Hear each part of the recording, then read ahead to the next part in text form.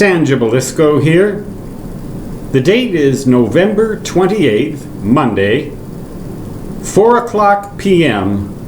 Mountain Standard Time, and our snow has just begun.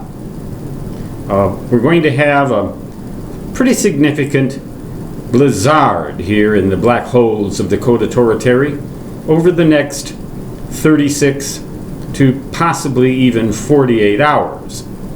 It's difficult to say how much snow we're going to get because I don't think anyone in their right mind would make a serious attempt at a precise amount to forecast for the degree and the extent of snow. But there are a couple of things that are remarkable about this system. Not so much the extent or amount of snow, and not so much of the effect that it will have on the infrastructure, for example, power failures, etc. We may have them, but not to the extent that we have sometimes in the past. But what's interesting about this storm is that, number one, it's going from east to west. It's actually moving from east to west. It has a closed, well-defined circulation on radar. If you happen to get a chance within 24 hours or so of watching this video, take a look at the AccuWeather website, and for the location, type in the zip code 57754. That's Lead, L-E-A-D, South Dakota. Or you could type in Rapid City because you'll get the same radar imagery.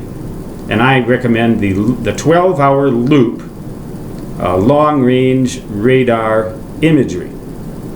And you'll be able to see the complete circulation and the way that the wraparound snow occurs in a storm like this. But it's very unusual for a storm to actually back up on us like this.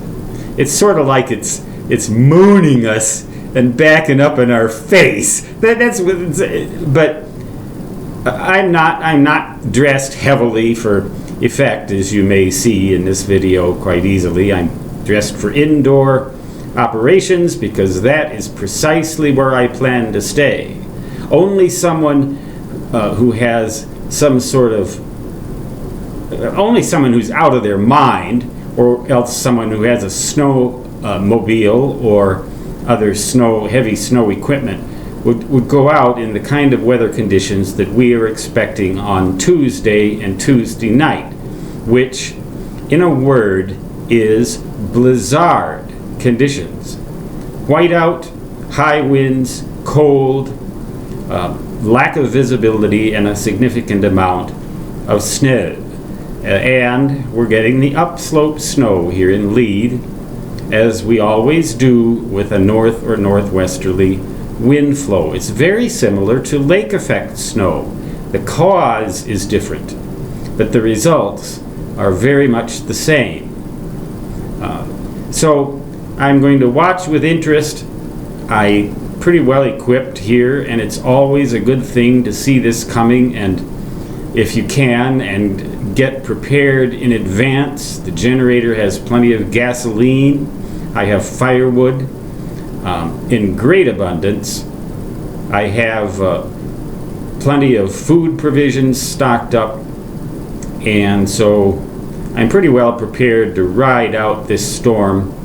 And I have fail-safe backup systems. If one, for example, if the generator fails, I can still stay warm with wood, and etc., etc. I won't be able to use the ham radio, boo-hoo.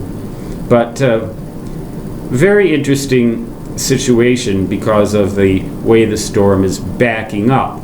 And the number two thing that's interesting about it, to me, is that they were able to warn us about its formation and evolution so far in advance. It's quite unusual for them to warn us up to 4 or even 5 days ahead of time that we better keep our heads up, because usually they pop on us by surprise. This isn't going to be any surprise because no matter how much snow we get, 2 inches or 200 inches, I won't be surprised after having lived for almost 13 years, I think it is now, here in the black holes of Dakota Territory, United States of Anomalies. Stan Jabalisco signing off. If you're down south and you got all the bugs and all that stuff and the tornadoes and everything, you're getting your revenge on us now. Laugh. Until next time, so long.